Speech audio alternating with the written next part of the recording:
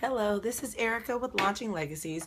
Welcome to our daily devotional. Today we are going to discuss, we're going to start actually a series on popular Bible stories and our application for them. So practical applications for Bible stories is basically what we're about to do. So today we're going to look at Jericho. And we're going to look at the application of Jericho, which is the leader at this time for the children of Israel is Joshua.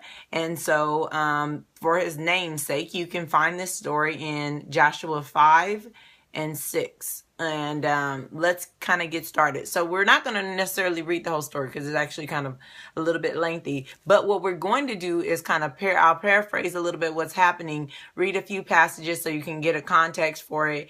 And I'm reading from the Message, which is the Bible paraphrase already. So just be mindful it'll be in plain English because we want to get the application from it. But I encourage you to read the details of the story on your own because they're quite powerful.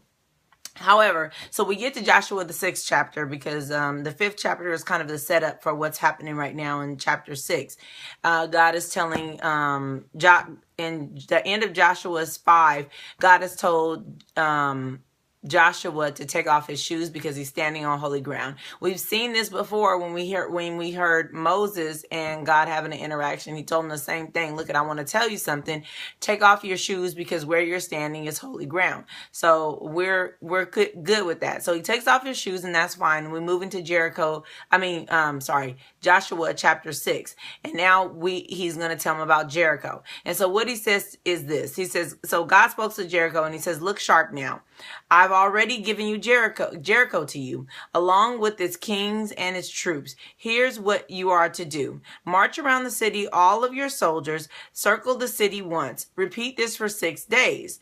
Have 7 priests carry 7 ram's horns, trumpets in front of the chest, and on the 7th day march around the city 7 times, and the priests blowing away on their trumpets, and then a long blast on the ram's horn. And when you hear that, all the people are to shout at the top of their lungs. The city walls will collapse at once, and all the people are to enter, every man straight on in. All right, so what's going on here? So Jericho is what we call a stronghold, right? It's a citadel. It's surrounded. It's a city that's surrounded by walls. And so because of the presence of the Israelites who were around the 2 million in number, because of that that presence of them, the city had been shut down. Like everything was closed down. Nobody was able to get in or out because of the presence of the Israelites. The king and people inside the city were afraid. We find that out a little bit earlier on. So they were afraid, and we see that now Joshua is told that he's going to take the city, and he's given this interesting strategy. Now here goes the thing. When it comes to this application, we got to recognize that for Joshua, he was a novice. He's new at this. He just took the reins not 3 or 4 chapters earlier in the beginning of Joshua, which is the beginning of his reign as the leader of the children of Israel. Okay, so when he takes over as the leader and Moses has died, he's kind of new at this. And so this is the first major obstacle that Joshua is about to face.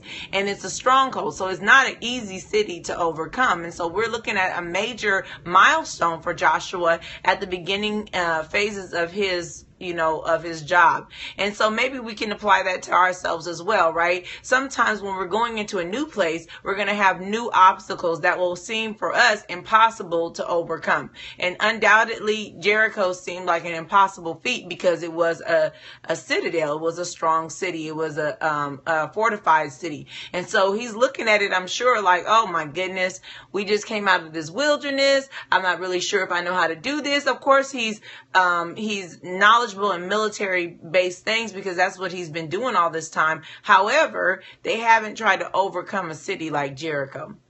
And so it's a big deal. And so first of all, he gets in chapter 5, we know that he gets some time along with the Lord. And when he gets time along with the Lord gives him an unorthodox strategy. And so sometimes it'll be the same for you. You'll be in a place that's new for you. You'll be in a new situation, a new circumstance. Even if it's like, I'm newly married, I'm a newlywed, and this is a different approach, and I have different responsibilities and different things I need to do. Or maybe you have a new child, or you're in a new relationship that's not marriage, or you're at a new job, or whatever the thing is. There's new things, there's challenges that come with a new opportunity, and Joshua's definitely facing one of these challenges that comes with this new opportunity. And so then he has an opportunity to talk with God, which we should all have this chance to talk to God, and it's a choice. God says, look, take off your shoes, you're on holy ground. Joshua has to choose to say, oh, okay, yeah, let me take off my shoes so I can hear what you're saying. I have to listen to what you're giving me. He could have disregarded God. We're going to see as we move forward in the Bible, there's all kinds of times in which they were just disregarding whatever,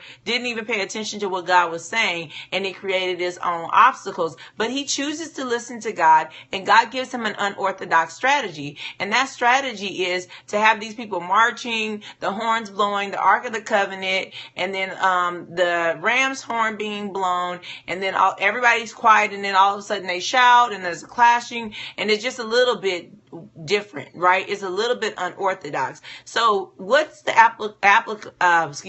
application of this story is this. Look, God might give you a strategy that seems unorthodox. When things are chaotic, he might tell you to be quiet instead of speak up. When things are out of control, he might tell you to do something that you wouldn't typically do, because he's trying to get another answer or another response from the situation that you might be anticipating.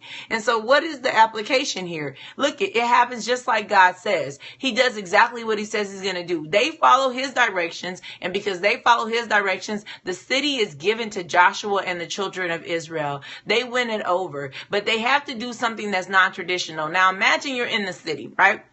Imagine you're in this fortified city, this citadel. You see all these people coming. Yeah, they're intimidating. But in your mind, you're probably expecting them to do something more military-like, right? Storm the city. I don't know what kind of tools and stuff they had at this time, but scale the walls and tear it down and try to infiltrate the city. You're expecting them to do something military-esque because you're a citadel and you're set up to be able to defend yourself against a military opponent. But why in the world would you anticipate, or what would you think if you were in the city and all of a sudden people just start walking around it? And they got priests, which are clearly priests and not soldiers. Priests are blowing on a horn, and they're carrying around something strange to you, which was very ornate. The Ark of the Covenant would have been beautiful.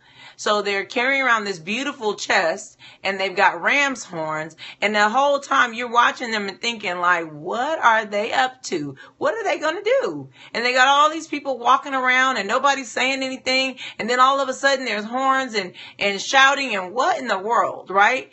It doesn't even make sense. You see, what God did in this strategy is he used a different approach to perplex the enemy and to take the city. And sometimes he's going to do the same thing in your life. Sometimes he's going to use a different approach, and it's going to, if you're obeying him, it's going to perplex the enemy and give you the city, whatever that city might be. But you have to be willing to take the approach, and that's the important thing. And that happens for us, again, in this passage. Joshua 5 is when he decides to take off his shoes and listen, right? He decides that, okay, I'm standing on holy ground and I need some insight. And then he follows through on the insight that God gives him. And that's a strategy that should be looked into. So what happens, though, when you're facing the citadel? Why don't you be quiet and listen to the Lord? Get some good advice on what to do next. And then let God direct you in what you should be doing. And after you get your direction, follow through on your direction. Okay? And then watch God do things in an unorthodox manner. He says, I use the foolish things of the world to confound the wise. I'm going to use the things that don't make sense. Marching around a city, in all honesty, made absolutely no sense. I don't even know really what exactly was happening. I don't know if they were settling the ground and maybe they thought this city was fortified and they find out later that there was some faults or like an earthquake fault. I have no idea what exactly happens. All I know is that this is what God told them to do. They did what God told them to do. And all of a sudden, a city that's fortified, like not a little neighborhood, but a city is completely destroyed. The walls come tumbling down. God wants the walls to come tumbling down in your life as well, but it will take you to spend some time with them. I know that's true. And it will take you to listen to the advice that he's giving you. But your walls can fall just like Jericho's walls fell. Your walls can fall, whatever that thing is in your life that you need to be victorious over. And you can continue to apply this principle that sometimes you're going to be asked to do the unorthodox, but if you're willing to do it, we're going to see multiple stories in the Bible in which it pays off. And if it paid off for them, why wouldn't it pay off for you? Isn't God the same? Isn't he still generous? Isn't he still kind? Isn't he still good to us? Why don't we trust him? We should. I want to encourage you that we're praying for you, and we hope that you're praying for us. And I hope that you enjoy this, which will be an extended series of Bible stories with practical applications. We're going to go through some very popular ones, and then some that are actually probably have not necessarily heard before. And we're going to talk about how they apply to our everyday life and what we can get from them. So I hope you've gotten strength from this concept of Jericho. Let God destroy the Jerichos in your life. Give him the victory. Give him the honor. Give him the glory. We'll be praying for you. Please be praying for us. We'll see you again tomorrow for another of our devotionals. Until then, be blessed.